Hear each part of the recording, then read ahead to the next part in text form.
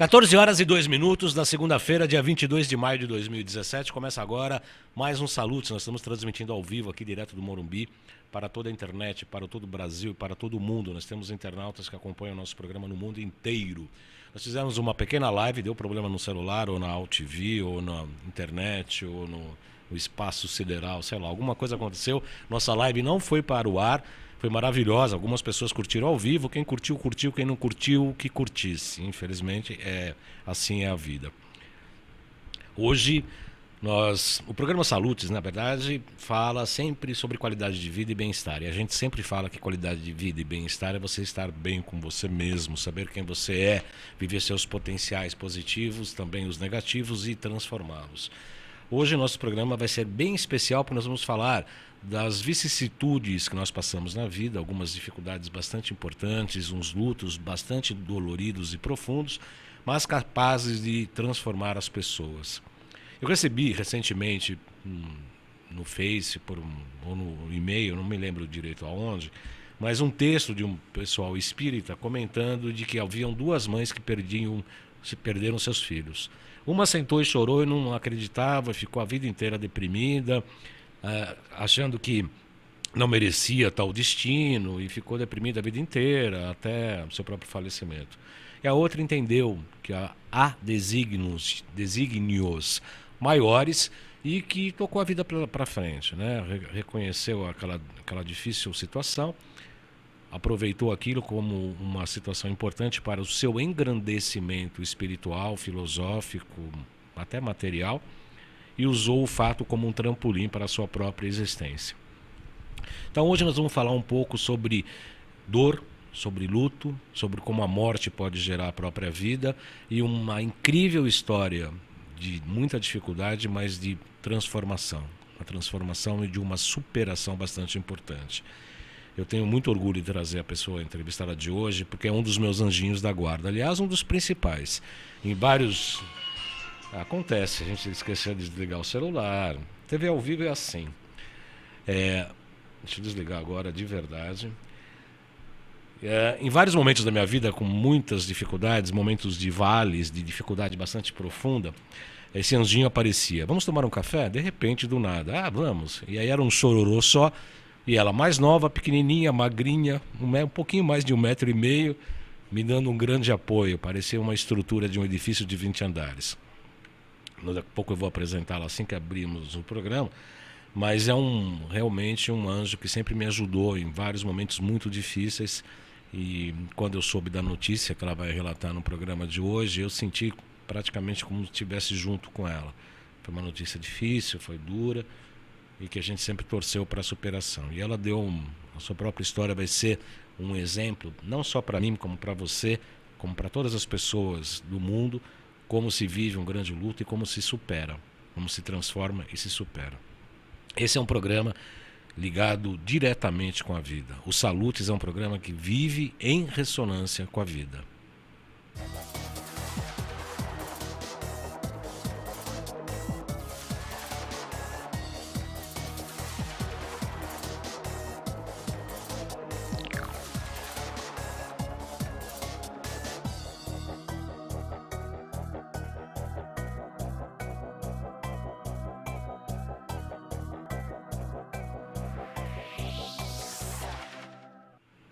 Boa, Fernando Borrego, acertou a vinheta. Parabéns a você. Yes. Fernando Garrido, recente aqui na AltV, mas está fazendo seu trabalho com magnitude. Ele está até empolgado, às vezes ele se empolga demais, corre para cá, corre para lá.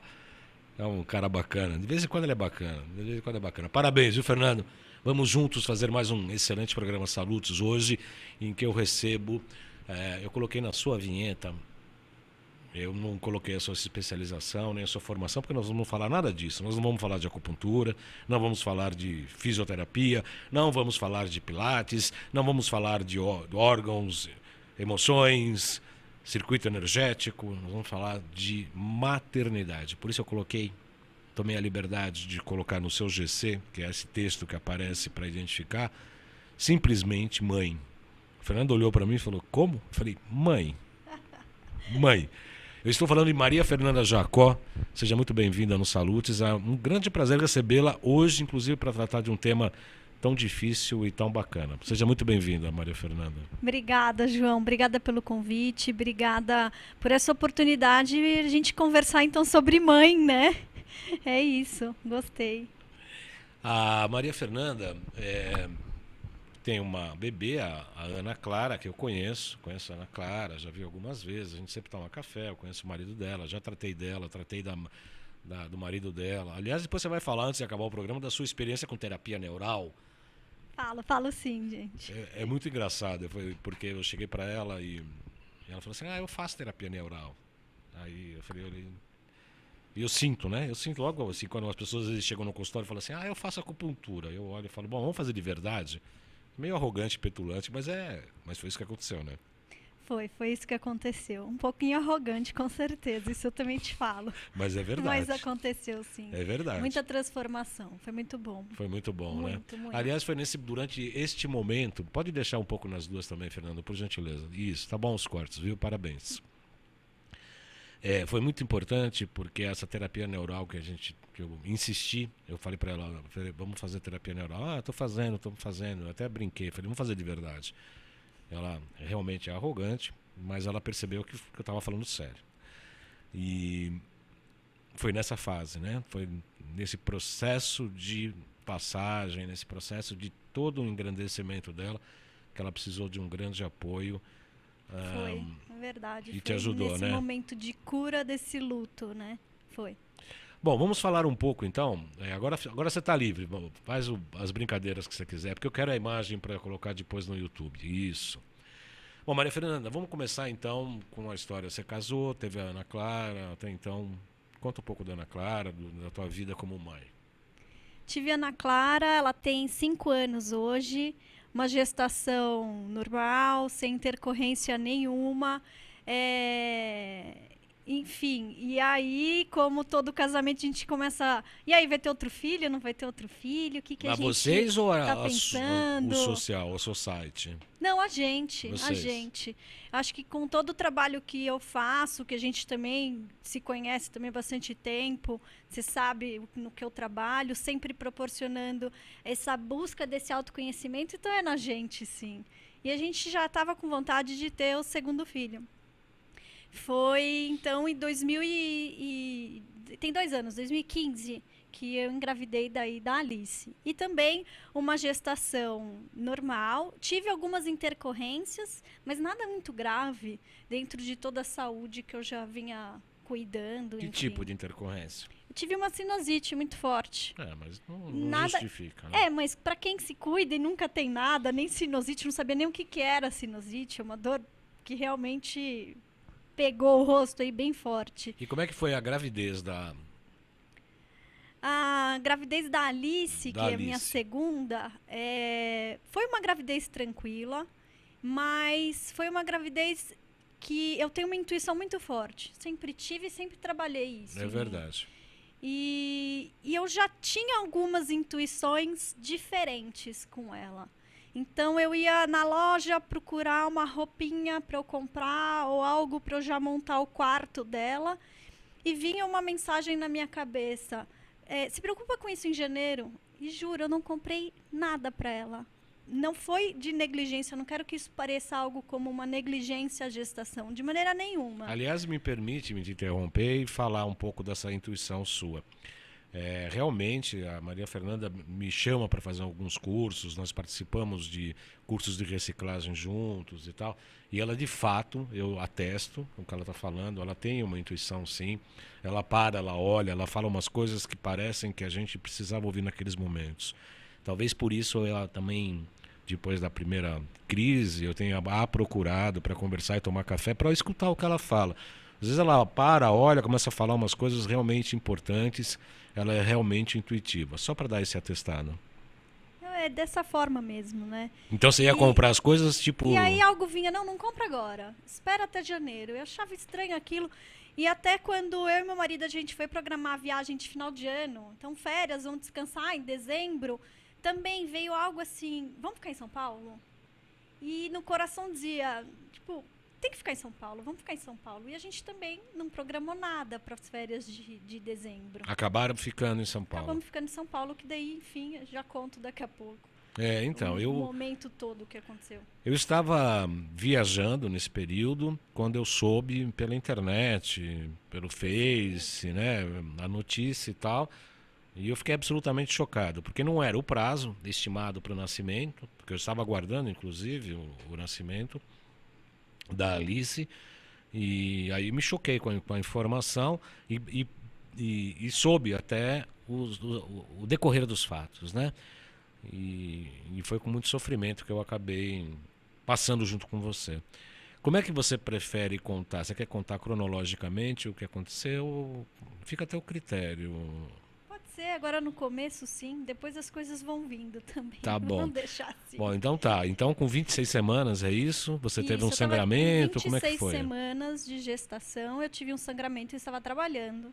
Estava fazendo um atendimento de acupuntura, uma paciente.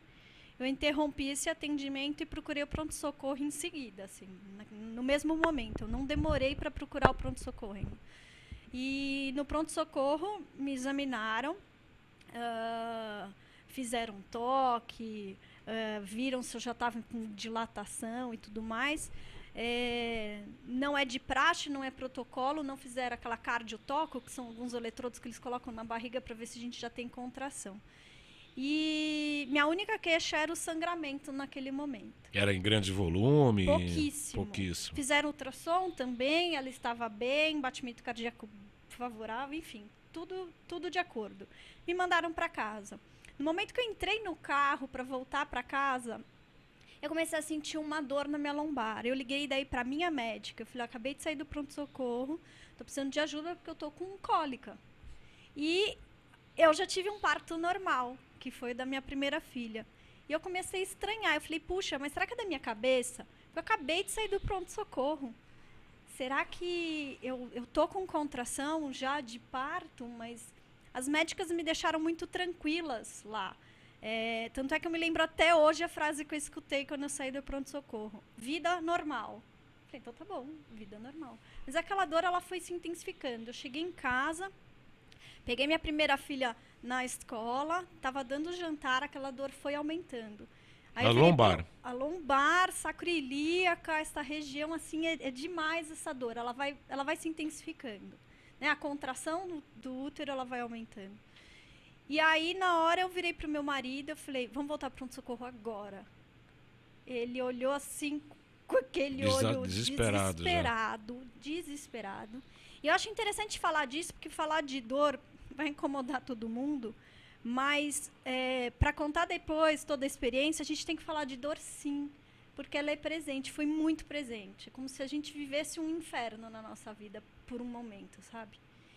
E aquela dor ela só foi se intensificando, pensa, dezembro, trânsito em São Paulo, à noite. Perto do Natal? 7h30, perto do Natal, dia 16 de dezembro. 7h30 da noite, eu no trânsito. Eu moro, gente, só pra você terem uma ideia, do lado do Palmeiras. Eu tinha que ir pro São Luís, lá da Santo Amaro. 7h30 da noite. Aquela dor só aumentando até uma hora que eu virei, só nós dois no carro, eu consegui deixar ainda minha filha com a minha mãe, a mais velha. Eu tive que ligar para a polícia, para 190, para eles me ajudarem a chegar no hospital. É desesperador. As contrações só aumentando, isso porque eu saí do hospital umas 4 da tarde, essa dor ela só se intensificou, às 7h30 eu já estava voltando para o hospital. A polícia não conseguiu me ajudar com viatura ou qualquer coisa assim, mas eles ficaram no telefone comigo o tempo todo, eu já aos berros, orientando como que a gente conseguiria chegar no hospital o mais rápido possível. Nesse momento, o desespero era enorme, enorme, muita dor física, emocional, uma desestrutura muito grande. E eu dei entrada no pronto-socorro às 8 horas. No momento que eu parei o carro no pronto-socorro, eu senti que a próxima contração ela ia nascer. E foi um momento de alguém me tirou do carro, eu não me lembro quem, se foi manobrista, ou se foi algum enfermeiro, ele trouxe uma maca. No que ele me puxou, eu sentei nessa maca, eu tirei a minha filha de mim. Eu fiz meu parto. Na entrada para a maca? Sim. Foi nesse momento que... O problema não é eu que aqui tenho que não me emocionar aqui com essa história. Eu quero avisar as pessoas que estão ao vivo no www.alltv.com.br, no site da UTV.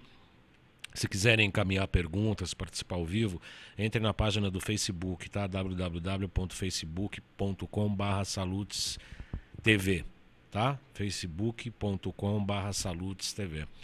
Bom, então você já entrou na maca, você já fez o parto ali na porta do hospital, antes de entrar no prédio. Na porta do hospital. Nisso eu falo que daí começaram vivendo aquele inferno, porque não é nada que você sonha, não é nada que você cria dentro das suas expectativas de um parto, do que a gente acredita, né, do natural, do que a gente almeja. E era isso que estava acontecendo. Nisso, acho que vem um primeiro, vamos dizer, o segundo anjo. Eu coloco como primeiro anjo a polícia que me ajudou de verdade. Eles me ajudaram para chegar, porque eu acho que não sei se isso acontecesse no carro, enfim. Aconteceu lá, era para acontecer dessa forma. E aí, nesse momento, chega o primeiro médico, que ele me acalmou muito nesse momento. A minha filha saiu envolta da bolsa, não tinha estourado a bolsa. Na hora que ele pegou ela de mim, essa bolsa estourou. Eu ainda escutei um chorinho dela. E veio assim umas 20 pessoas em volta de mim, entre eles enfermeiros, eles desesperados também atrás de neonatologista. E aí, nesse momento, eles me levaram para cirurgia, que eles queriam retirar a placenta. E nisso levaram a minha filha. E aí também acho que é um outro momento de muita dor, porque eu comecei a ficar muito desesperada, tipo, o que está acontecendo? Isso é um sonho? Isso é um pesadelo? Eu vou acordar disso? O que é isso que está acontecendo comigo? É uma coisa assim que, enfim, não tem muita explicação. Eu acho que quem vive traumas, eu acho que é o primeiro momento de um luto já, é essa negação de, tipo, o que é isso? Eu vou acordar disso, né? Hoje eu vejo dessa forma, mas ali era muito desesperador. Desesperador, completamente. Quer dizer, você estava sem a filha ao lado, você foi para fazer a curetagem. Isso mesmo. E aí, sem ter notícia nenhuma... Nisso chegou a minha médica para fazer a curetagem. E eu perguntava para ela tá viva, ela tá morta? Pelo amor de Deus, alguém me fala alguma coisa da minha filha. Eu preciso saber. E ela foi muito carinhosa, acho que... Agradeço por ter tido a oportunidade de ter tido essa médica do meu lado, a doutora Thaisa, e ela me acolheu naquele momento, me abraçou e falou: Fê, espera um pouquinho, eu preciso cuidar de você. Você também está precisando de muita ajuda. Mas a dor emocional era tanta, que eu simplesmente deixei também todos os meus monstros vir para fora. Eu acho isso interessante, porque quando você pare... É exatamente isso que acontece, você vira um bicho ali. E eu coloco isso até de uma forma, porque como eu já tive o primeiro parto natural também, quanto é importante a gente deixar isso tudo vir para fora. Fala um pouco de deixar essa frase é bastante forte, bastante importante, inclusive. O que é deixar os monstros nossos vir para fora? Você é uma pessoa super doce, super, né? Ela é super gentil, super doce. E é um pouco difícil imaginar você meia monstruosa. Conta pra gente. A dor, eu vejo que ela é pouco vivida. A gente É assumida, talvez, também, né? Também. A gente parece que tem vergonha de sentir dor, vergonha de não mostrar suas fraquezas para o outro. Por quê? O que o outro vai achar? Não importa. Eu acho que também a gente também se assusta muito de saber tudo aquilo que tem dentro da gente. Então, colocar toda essa dor para fora, para mim, foi muito importante, porque eu estava sofrendo e muito, e se aquilo implodisse dentro de mim, o que ia sair? O que ia ser de mim depois também? Graças a Deus, acho que eu já tenho uma certa facilidade de lidar com isso, mas eu sei que isso é muito difícil. Vejo isso dos meus pacientes também. no consultório, de lidar com a dor. Então, naquele momento, você, bem clara te respondendo, eu simplesmente comecei a gritar. A minha médica tentando fazer a curetagem e eu urrava de tudo, de tipo... De raiva, de dor. Eu tô com muita raiva de que isso está acontecendo, eu tô com muita dor emocional. Eu não consigo ainda chorar de tanta raiva que eu tô. Eu acho importante falar da raiva, porque todo mundo fala, nossa, como assim? Raiva é... Sentiu raiva? Como se fosse uma coisa assim. Ela sente raiva. Todos nós sentimos raiva. E quanto a gente expressa isso? Você conhece Mas acho que da situação, né? De viver, de novo, uma situação que, tipo, não é natural. A raiva é simplesmente um dos sentimentos mais importantes que nós temos que ter. Inclusive tonifica o fígado. Você conhece meu filho Arthurzinho, que ele tem um fígado insuficiente de crônico. E eu chutava a bunda dele quando era pequeno. E chutava 1, 2, 3, 4 até ele expressar a raiva. Que era para tonificar o fígado. E não me arrependo não, viu? Essa história eu não conhecia. Não conhecia? Não, acho que eu já tinha te contado. Mas eu não lembro. Eu batia na bunda dele, chutava a bunda dele. E ele aceitava na boa, até ele ficar... Aí eu falava, legal, agora o fígado tá funcionando. Pra ficar igual o teu fígado também, né? Não, aí falta muito, ele não vai conseguir. Bom, enfim. E aí, nesse momento, a médica se assustou demais com essa minha expressão. E ela falou que nesse momento meu batimento foi para 190. Nossa. Ela não me contou, ela acho que foi muito sábia. Ela me contou isso depois, Óbvio. em outras conversas. E aí, nesse momento ela pediu ajuda para anestesista e simplesmente me apagaram um pouquinho para ela conseguir cuidar de mim. Porque eu falava para ela, minha raiva é tanta que eu tô com vontade de levantar daqui para ir ver o que estão fazendo com a minha filha. E levantaria mesmo, assim, né? De animal mesmo, Levanta de ir atrás da tua cria, sabe? A onça, assim. né? E eu falava pra ela, minha vontade é de te chutar. Eu quero levantar daqui. Eu quero ir atrás dela. E aí eles me sedaram para conseguirem fazer a curetagem. Fazer a curetagem. E aí eu acho que o outro momento de dor foi eu acordando na recuperação. Você fica naquela salinha esperando acabar efeito de anestesia. E ali você tá sozinha. E ali foi meu primeiro momento sozinha, de eu olhar para isso tudo e falar, tipo, tô vivendo isso mesmo? Isso é real? E, de novo, a tristeza ainda não veio. Ela ainda não tinha feito parte desse momento. Lembrei de uma outra situação que eu acho que ainda estava um pouco grogue da anestesia. Antes de ir para a sala de recuperação, eu acho que de tanto eu gritar, a médica pediu para chamar meu marido logo depois que tinham feito a curetagem. E nesse momento eu consegui encontrar com ele, eu estava muito grogue. Então, agora que eu lembrei que a gente teve um momento importante ali dele falar para mim. Então, veio dele a notícia. A Alice está bem, ela está no UTI, e estão estabilizando ela está bem. E junto dele estava a pediatra. A nossa pediatra que já cuida da Ana Clara, ela também foi para o hospital para nos ajudar nesse momento. Também foi muito positivo. Então, eu fui daí para essa sala de recuperação simplesmente com isso na cabeça. Tipo, o que está acontecendo? E acho que ali ainda não veio os porquês. Por que eu estou vivendo isso? Tudo mais. Não, era simplesmente, tipo, preciso acordar desse sonho ou desse pesadelo. E aí, assim, cronologicamente, depois, quer dizer, aí você ficou internada, obviamente. Eu fiquei internada, foi um parto natural, foi um parto normal. Tinha recuperação ali de uma curetagem, mas isso até fisicamente eu estava ótima.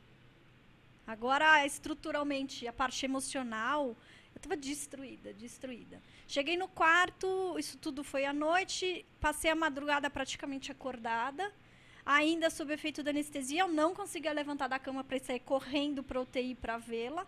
Mas, ao mesmo tempo, aquele momento eu senti medo. Muito medo. E eu pedi ajuda de psicólogo do hospital. Ali eu tive... Eu já sabia que falava, gente, preciso lidar com isso agora que está acontecendo. Não com rapidez, lógico, mas eu preciso que alguém me ajude, eu preciso de ajuda. A família foi muito presente nesse momento também, todos. E umas 6 da manhã a anestesia passou, então levantei e fui direto para a UTI para conhecer a Alice. e um toquinho de gente, 900 gramas, ela nasceu. E aí eu acho que um outro momento importante também para contar que é viver um pouquinho da UTI, que eu acho que também é um ambiente muito complicado. As mães e os pais que vivem em UTI, assim, de ter participado disso também foi muito forte. É como se fosse tão asséptico, como se fosse um laboratório de manutenção da vida, mas que ele é até um pouco tanto quanto desumano, eu diria. Eu passei isso com os meus pais, tanto pai quanto mãe, e foram duros períodos. A UTI parece uma fábrica sei lá. O que você acha que é uma UTI? É complicado dizer, eu posso trazer agora um pouco como o GC? Mãe, né? Mãe. Experiência mãe. Pode colocar o GC, por favor, Fernanda? Porque, poxa, eu sou fisioterapeuta, dentro da faculdade um dos estágios que eu tive que fazer foi participar de UTIs, de trabalhar em UTI, como físio. Como técnica, como cientista. E como muda completamente a hora que você se vê do outro lado e fala, putz, minha filha tá aqui, eu tô aqui todo dia. E eu não sei quanto tempo eu vou ficar, porque a notícia era muito clara. Nasceu prematura, hoje em dia a medicina é avançada, pode correr tudo bem, mas você vai ficar aqui pelo menos uns 4 meses, né? Que seria completar a gestação que deveria estar na minha barriga, vai numa incubadora entubadinha, com aqueles acessos. É muito complicado você ver tudo isso do outro lado com um afeto, um amor enorme que você tem pelo teu filho, sofrendo ali, e você fala, puxa vida. Ali eu acho que foi um momento muito forte que eu comecei a olhar para essa dor toda que eu estava sentindo. E eu comecei a escrever muito. Eu já escrevia, mas eu comecei a escrever sobre a minha dor. Então, no momento que eu ia para casa dormir um pouco, tomar um banho, eu mal dormia, eu passava a noite escrevendo sobre a dor. Muita coisa eu coloco no blog. Muita coisa do que você escreveu? Sim, sim. Muita coisa do que eu escrevi está lá no blog, que é Grupo Céu Estrelado. Isso. Grupo Céu Estrelado. Escreve grupo? Escreve. Grupo Céu Estrelado. .wordpress.com. E lá eu escrevo, trago essas experiências dessa semana que eu tive que olhar para tudo isso. Muitas mães ao meu redor, a UTI, onde eu estava, tinham mais 10 leitos. Era um dos quartos com crianças de alto risco. A UTI muito grande, tinham várias salas com vários leitos. Eu digo incubadorinhas, né? E as mães, a gente em cadeira igual essa que eu tô sentada aqui, tipo, com a incubadora na minha frente, olhando para ela. E eu falava, puxa, como que eu posso tornar esse momento rico? E aí acho que foi dos primeiros aprendizados foi olhar pro tempo.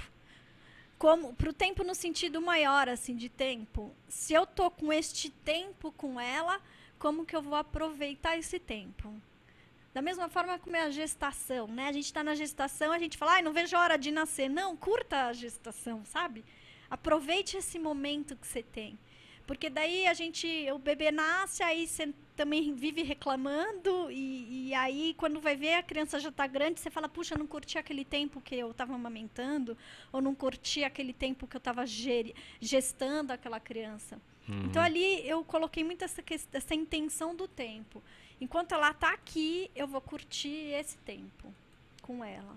Sem criar muita expectativa também. Eu entendo e me fez recordar quando logo o Arthur nasceu, que ele ficou lá enfim, estava lá na maternidade, a gente fica num vidro, uma coisa tão distante, uma coisa...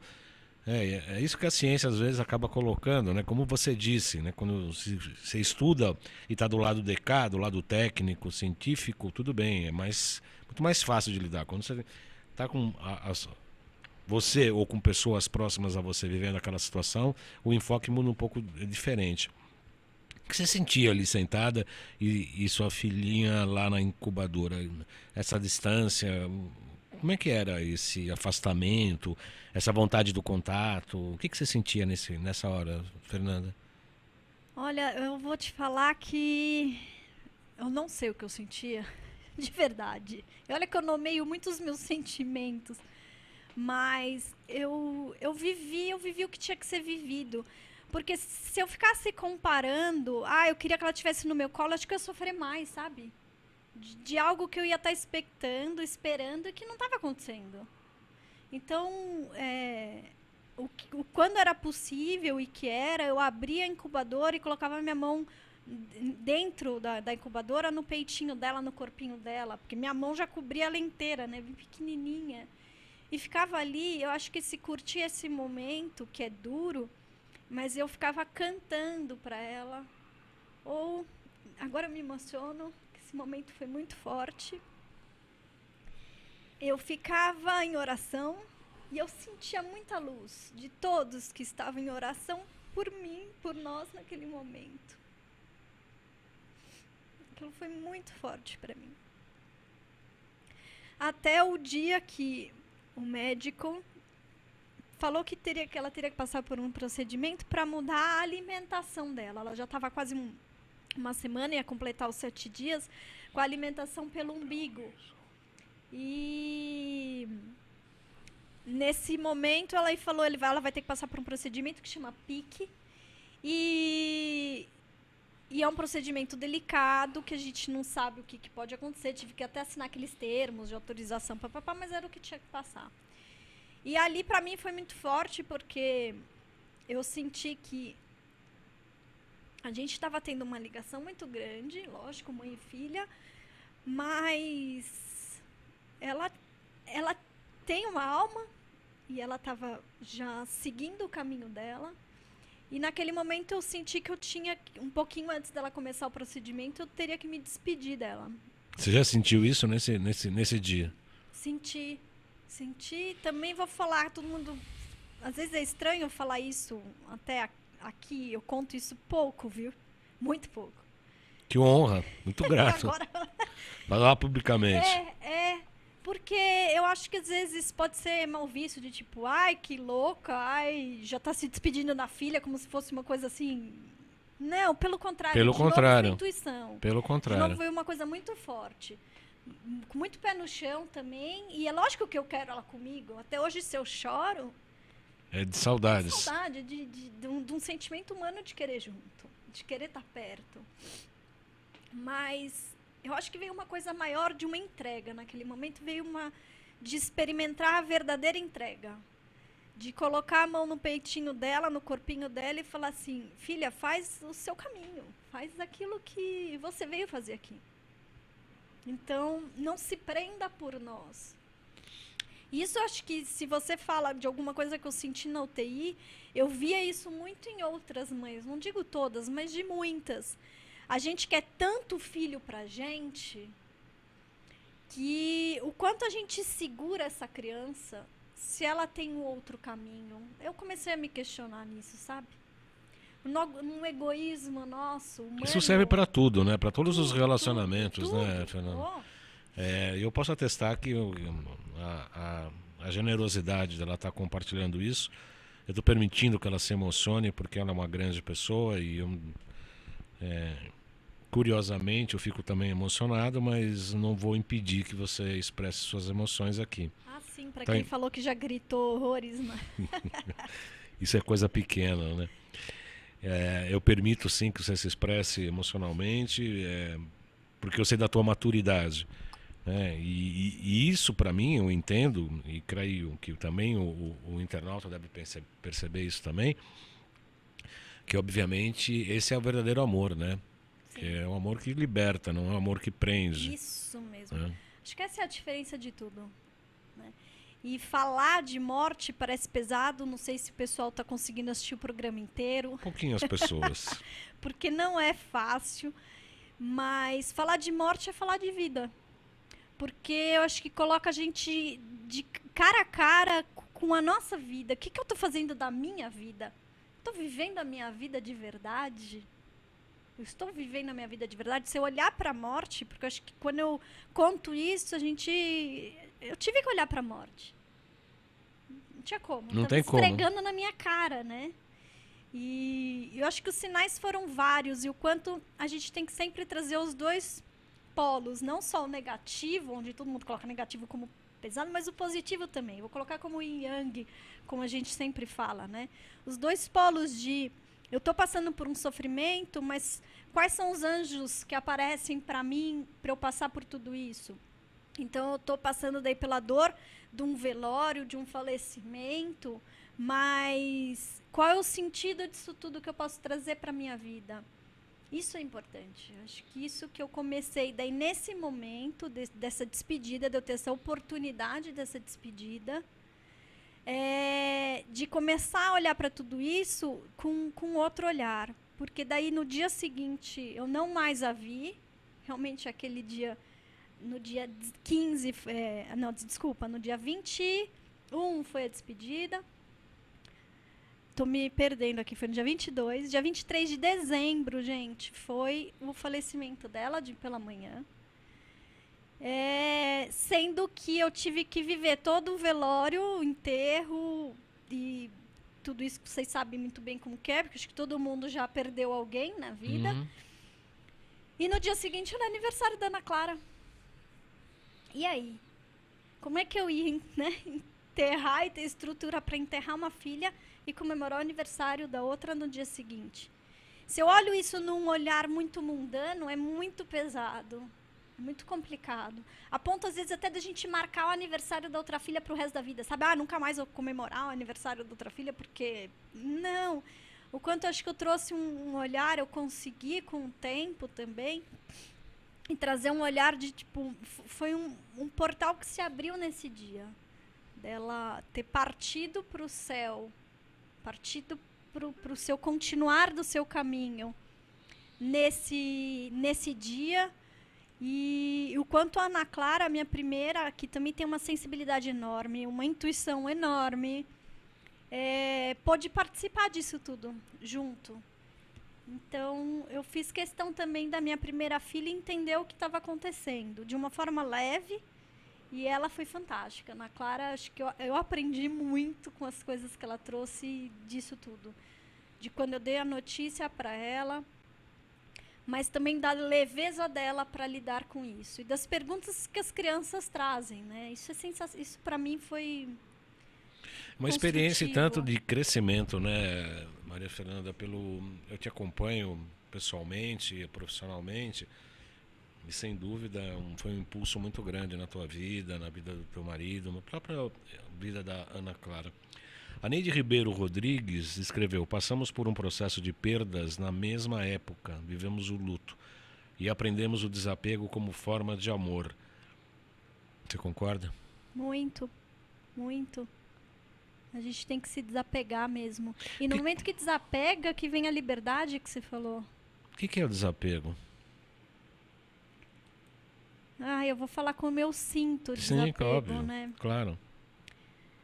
Desapego é a gente parar de prender a nossa vida com várias situações mundanas, com outras pessoas também, que às vezes a gente se prende, se preocupa, e começar a olhar para a nossa própria vida. Então, no momento que eu comecei a olhar para a minha vida e o que eu estou construindo dela, para onde eu estou indo, o que eu estou buscando, aí sim eu vou encontrando o amor. Eu vou encontrando esse preenchimento de um vazio que passa a não mais existir dentro de mim. E no momento que a gente tem esse vazio e não consegue olhar para ele, a gente vai se apegando às coisas e às pessoas. Parece que a gente precisa dos outros. Eu preciso do fulano. Será que eu consigo ficar sozinha? E no momento que a gente começa a ter esse momento sozinho, esse olhar sozinha, e isso vai te completando, isso é engrandecedor. Isso é desapego, para mim. Difícil de explicar, né? Como se o outro fosse responsável em tampar os seus buracos, os nossos buracos internos, seria isso, sim, né? Sim.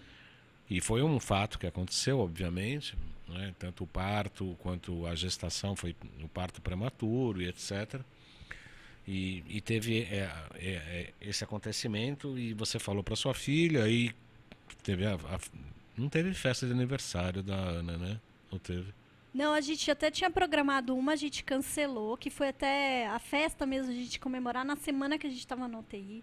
A família nisso ajudou muito, foi muito rápido até para ajudar a cancelar, falar com os parentes, enfim, lógico, todo mundo sabia o que estava acontecendo. Mas no dia seguinte, a gente ainda fez um bolinho, assim, para Ana Clara em casa, uma coisa só entre nós. Sei. Porque ela ainda estava com 4 anos, estava fazendo 4 anos, e muito nova. A criança espera aniversário, né? A criança, ela quer aniversário. E para ela já era, tipo, o outro dia. Então, ela, lógico que sentia toda essa nossa tristeza, e a gente também não escondia muito isso dela, mas a gente também quis trazer o momento dela. Então, eu consegui... Falo que consegui porque a gente sabe também toda a política de São Paulo aqui para fazer enterro, que é complicado. É uma loucura.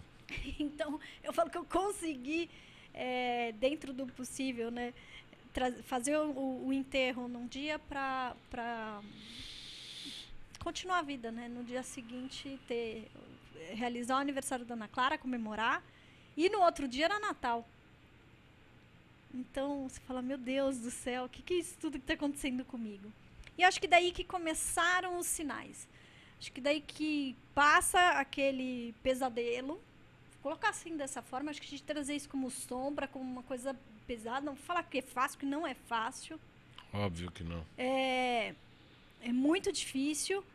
É lógico que a minha história é bem intensa, mas eu acho que disso eu comecei a olhar para mães que passam por situações parecidas, ou de crianças que estão internadas em UTI, ou de mães que passam mesmo por esse parto prematuro, o susto que é, ou até de mães que têm aborto espontâneo, porque eu fui atrás, eu não vou saber falar exatamente, mas a partir de X semanas de gestação, não me lembro se 20 e pouquinhos, é considerado feto, então dentro da legislação você tem que enterrar. E de X semanas para baixo é considerado aborto. Então, o quanto isso muda, sabe, de questões de data, assim, sabe? De até tal data é aborto e de tal data para frente é considerado feto, que você tem que fazer o enterro. E eu acho que isso é complicado para a mãe, porque aquela gestação já é teu filho. É teu filho. Óbvio. Você já criou um laço. E a dor vai ser a mesma. Muita gente falava, não, mas será que a sua dor é maior porque você viu o rosto da sua criança? Hoje, com as mães que a gente recebe no grupo, que a gente tem também um grupo, então, que a gente se encontra uma vez por mês, está aberto, é um grupo gratuito. Se você se identificou com isso tudo, participe, ajude a gente a compartilhar a sua história, porque a gente também tem ideias de projetos futuros com isso, para melhorar uma dor que às vezes é subestimada pela sociedade, sabe? Não, às vezes não, é sempre subestimada pela sociedade. Eu quero agradecer aqui as pessoas que estão acompanhando o nosso programa, estão curtindo, a Rita Rodrigues, a Marcela Jacó, a sua querida irmã, o James Eduardo Brown, a Angélica Rodrigues, Débora Barcia Xula e Neide Ribeiro Rodrigues, que fez esse comentário. A Angélica Rodrigues escreveu, sou espírita de Campo Grande, Mato Grosso do Sul, e o que você disse é muito importante para todos nós. É compreender que nós temos um tempo aqui na Terra e devemos viver intensamente da melhor maneira possível o que nos compete fazer enquanto estamos aqui. Rita Rodrigues falou boa tarde. Boa tarde, Rita. Você concorda com o que a Angélica falou? Concordo bastante. Já Maria Fernanda é uma pessoa bastante espiritualizada, né? Ela é uma pessoa religiosa, bastante espiritualizada, e teve momentos de espiritualidade muito intensas a partir desses fatos da tua vida, né? Você pode comentar alguma coisa? Tudo bem ou não? Ou não eu vou comentar um da Ana Clara, que eu achei sensacional. Por favor. Ela, no dia seguinte do falecimento, no aniversário dela, ela acorda cantando a música Alma, da Zélia Duncan, conhece? Sim. A letra é sensacional, acho que de definição de alma. E aquilo me deixa assim surpresa, eu e meu marido, a gente em casa, vivendo todo aquele luto. E a gente manda uma mensagem para um grande amigo meu, que eu não sei nem se está assistindo, o Rick Scaff. Ele estava já me ajudando demais também a passar por esse processo, com mensagens maravilhosas que ele vinha me mandando. E a gente comentou, foi só com ele, a gente comentou, nossa, a Ana Clara acordou cantando essa música. E eu não sei onde ela escutou, não sei se foi, tipo, rádio tocando no carro, enfim. Não era uma música que a gente estava escutando, que a gente não escuta usualmente em casa.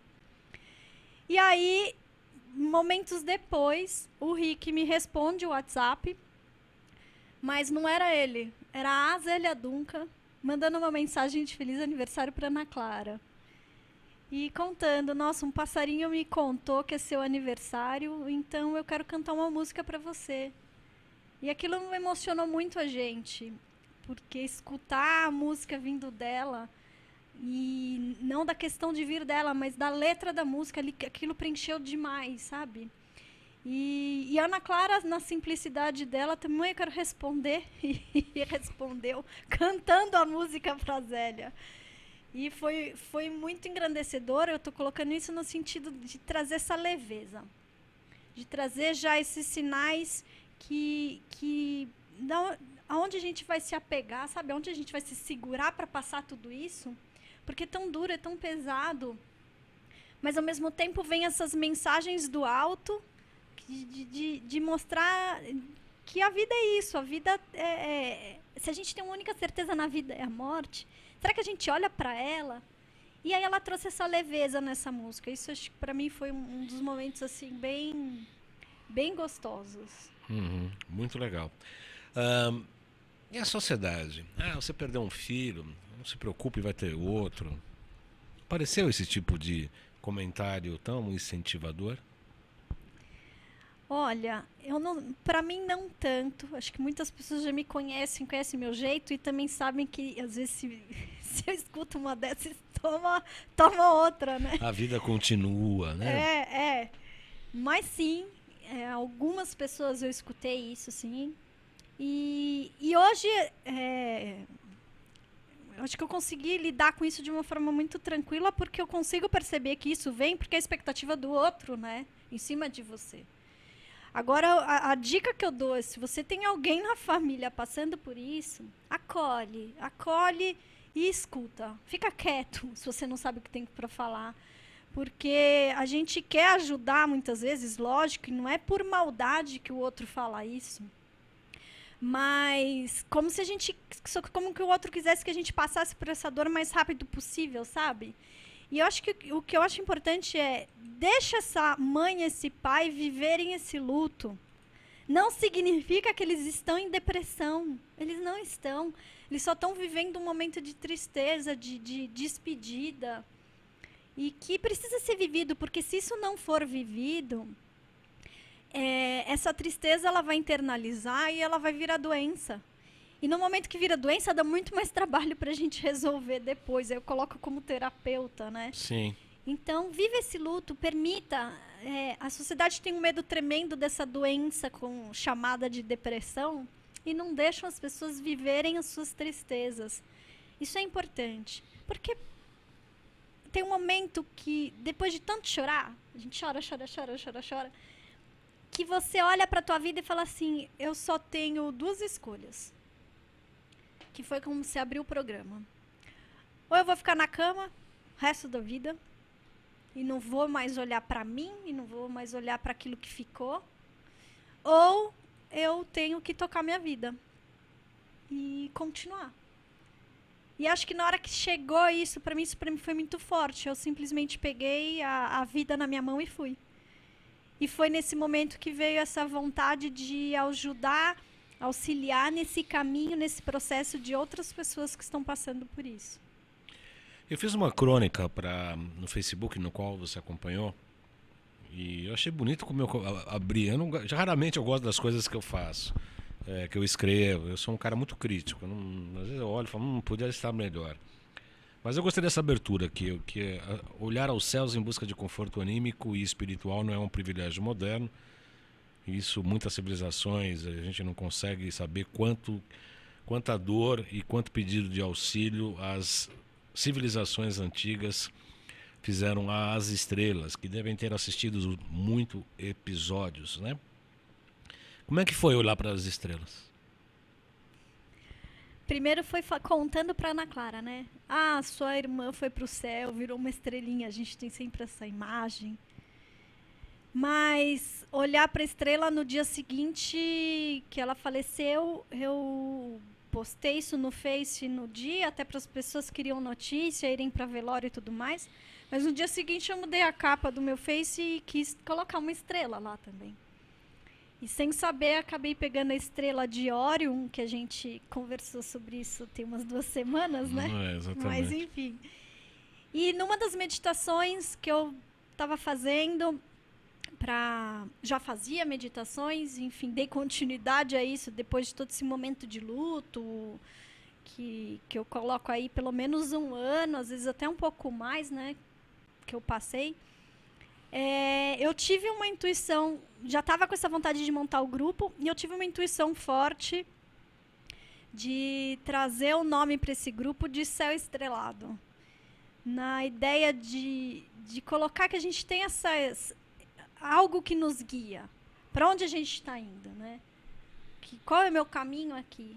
Então a gente tem uma estrela, algo que nos guia, é Deus que nos guia, é a nossa vida que a gente vai atrás, ou o próprio taoísmo, né? O Tao que a gente busca.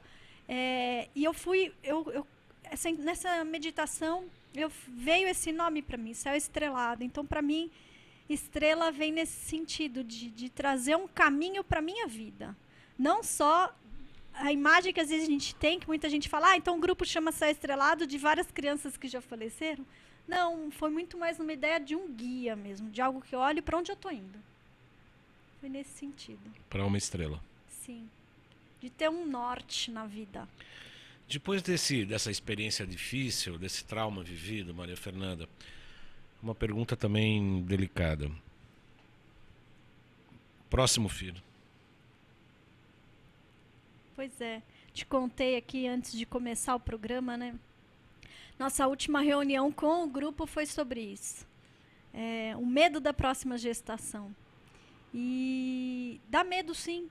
Lógico que dá. Porque, sem querer, você vai usar situações palpáveis que aconteceram na vida, né? Tá, a primeira gestação foi tudo normal. A segunda, tudo isso que eu contei para vocês agora. E uma terceira? Uma terceira é uma nova experiência. Então, como que eu vou fazer todo um trabalho interno para trazer essa nova experiência? Sem com que ela venha com medos, sem com que ela venha com expectativas negativas. É muito difícil. Muito difícil. São 14 horas e 55 minutos, estamos quase acabando o nosso programa já, Maria Fernanda. O Fernando Borrego já colocou lá. Para você também, tá, meu? Ó, para você também. Eu fiz uma chamada no Instagram. Aliás, coloca nosso GC de mídias, por favor. No Instagram, eu fiz uma pequena chamada com um filminho falando do programa de hoje. E entre os comentários teve uma da Silvia Marques, que eu pedi autorização para ela, obviamente, para ler o relato dela. E a Maria Fernanda, inclusive, viu no Instagram, tá? Então, coloca... Quem quiser acompanhar esses filmes e acompanhar o Instagram, aliás, todo dia nós estamos fazendo várias chamadas aí bastante interessantes. Tá lá o Instagram, @jcbaldan.acupuntura, YouTube, são 2 canais em que você pode ver os programas, inclusive este. Bom, a Silvia Marques escreveu o seguinte: perdi meu primeiro filho há 8 anos atrás, em dia 17 de maio, fez 8 anos. 3 meses depois, Deus me deu o privilégio de ser mãe novamente de um outro menino que sempre quis um menino. 3 meses apenas, hein? Foi muito difícil, uma dor indescritível, só quem passa sabe. Ele ficou entre nós por 4 dias. Nasceu no dia 13 e faleceu no dia 17. Hoje tem um príncipe, que é o Cássio. Tudo, meu tudo. Não sei o que seria de mim se não tivesse esse menino. Esse é um problema, né? É um pouco, sim. Para eu não ser muito forte para responder. Minha gravidez foi bastante conturbada. Eu tinha muito medo de perdê-lo também. Fiquei desesperada quando o Cássio nasceu. Hoje eu protejo demais. Sei que não está certo. Ainda bem que você sabe, né, Cássio? Que não é realmente muito adequado. Mas isso é o reflexo do que passei. A gente acaba super protegendo. Você tem esse receio? Hoje não mais. Já tive. Mas eu vejo assim, de ter tido a primeira, eu não fiz isso com a Ana Clara. Eu acho que também de ser terapeuta, de trabalhar, de já ter esse olhar, eu consegui colocar isso na prática, de algo que eu também falo para os meus pacientes. De não super proteger, porque cada um tem tua vida, cada um vai ter teu processo, cada um tem seu caminho aqui. Como eu também, meu marido vai ter o dele, a Ana Clara vai ter o dela, a Alice teve o dela. Então, essa superproteção não leva a lugar nenhum. Às vezes eu não estou daí ensinando essa liberdade para esse meu filho que ficou. E o quanto ele precisa também caminhar com suas próprias pernas. Entender o processo da vida. Senão a gente coloca também essa criança numa redoma e o que vai ser? Superproteção nunca é bom para a educação, né? Superproteção nunca é bom, mas é absolutamente compreensível, né? Super compreensível. Aliás, é o que você falou. Lógico que dá esse medo. Por isso que a gente até colocou como tema da reunião, né? É o medo da próxima gravidez. Nossa, isso é super comum, é lógico. Tem relatos maravilhosos das mães, dos pais, que passam lá no grupo com a gente. Posso até fazer o convite para o grupo? Por favor. A gente se encontra às terças-feiras, uma terça-feira por mês, lá no meu espaço, na Clínica Vitalidade Integrada. À noite, é das 19h15, a gente está começando a reunião e vai até umas 20h30. Então, fica o convite, é gratuito.